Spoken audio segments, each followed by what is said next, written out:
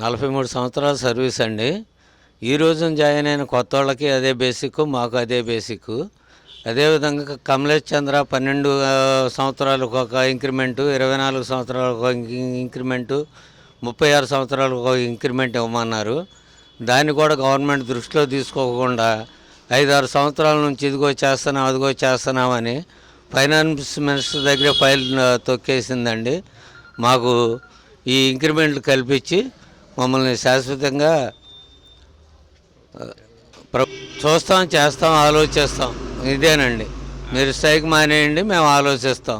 Strike మానేసి రండి, మాట్లాడదాం. ఆ తర్వాత ఏమీ ఉండదండి. అలాగే ఈ 12, 24, 36 అది సరేనండి. రెండో పని చేసుకోవటానికి ఎలాంటి అవకాశం ఉండదు. 9 గంటల నుంచి 2 గంటలన్నర 3 గంటల వరకు ఇదే పని చేయాలి. అక్కడి నుంచి ఏం పని దొరుకుద్దండి? దొరకదు కదా. మరి అలాంటప్పుడు శాశ్వతంగా ఈ పని మీదే ఉండాలి. కాబట్టి మా ఆవేదనను గుర్తించి మమ్మల్ని అర్థం చేసుకొని ఇంక్రిమెంట్లు కలపాలని కోరుతున్నామండి. టార్గెట్ బేస్డ్ చేయమంటున్నారు అంటున్నారు కదా, దానికి మరి సరిపడా అమౌంట్లు ఇవ్వడం జరుగుతుందా? ఇన్సెంటివ్స్ కానీ అది ఏమన్నా వస్తే కొద్ది గొప్ప బీపీఎంకి వస్తుంది, డెలివరీ ఏజెంట్లకు ఏం రాదండి.